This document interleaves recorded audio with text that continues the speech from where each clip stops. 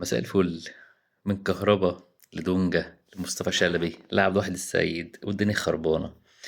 بدل ما نقول البطولة حلوة ومتنظمة حلو واللعيبة ونتكلم على الفرقتين والحاجات دي كلها، بنتكلم على حاجة تانية خالص.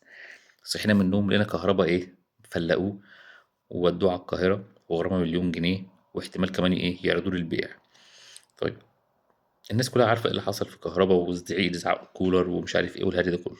نتكلم بقى على حاجة ايه في الموضوع كله. ايه اللي عمل لكهربا كده؟ جماهير الاهلي. هي دي نوعيه من اللعيبه اللي بيحصل فيها كده بسبب الجماهير، سواء اهلي او زمالك، تمام؟ اللي هو ايه، نفخ نفخ نفخ نفخ نفخ في اللعيبه. ده كهربا، ده كهروب، ده نيني نيني نيني، ده مش عارف ايه، بص عمل ايه، وشويه فيديوهات على النت، وده الحراق، وده اللي مش عارف اللي متدلع، وده اللي مش عارف ايه، والهري الكتير اللي بيتقال على النت ده كله. فازاي انا نيني نيني الحراق اللي هربت من الزمالك ومشيت من الزمالك وجيت الاهلي وعملت مش عارف ايه وايه وايه، اقعد دكه في الاخر؟ ايوه، ما انت عشان مستواك وحش. ما هو الكابتن محمد رمضان جه عشان يظبط الدنيا وانت مش عايز تظبط.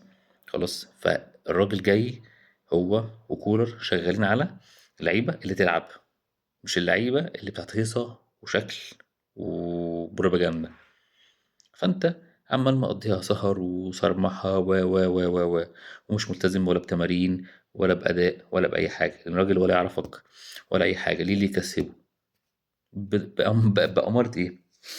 إن وسام مش لعبش الماتش، لعب طاهر اللي هو أصلا وينج أساسا فاشل، نزل جاب جونين. فأنت متخيل البؤس اللي أنت فيه عامل إزاي؟ هو مش شايفك أساسا. فبدل ما اللعيب يراجع نفسه، لا، بيتنطط على النادي وبيتنطط على الناس كلها. ده ايه موضوع كهربا؟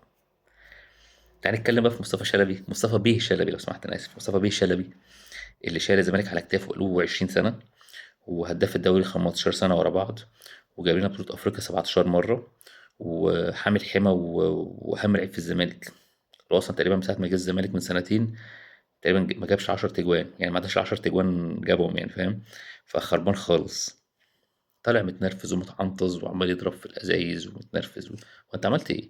ده انت في كوره في الست يارده بدل ما وقفت عليها وقعت.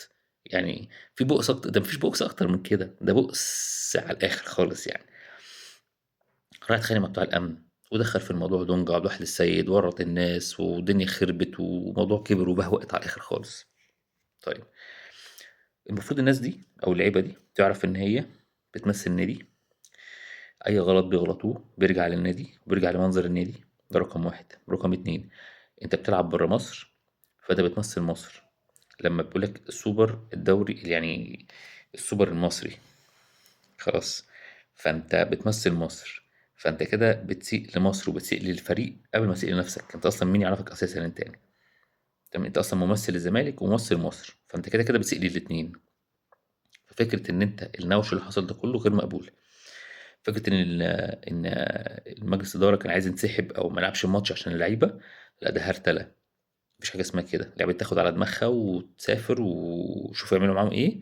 بس مفيش حاجة اسمها عطل الفرقة كلها عشان خاطر 3 لعيبة ولا 2 لعيبة وواحد مدير كورة عشان اتخانقوا ومش عارف إيه واتقبض عليهم ولا اتحجزوا. فده الكلام ده كله كله كله ما يصحش إن هو يحصل يعني. بس نتمنى بقى من الخميس إن شاء الله نشوف ماتش كويس من الأهلي والزمالك، ومبقاش فيه هرتلة اللي عمالة تحصل بقالها كام يوم دي، والماتش يعدي على خير من غير خناقات بعد الماتش، ومن غير ما حد يتضرب ومن غير ما حد يحصل له حاجة. شكرا.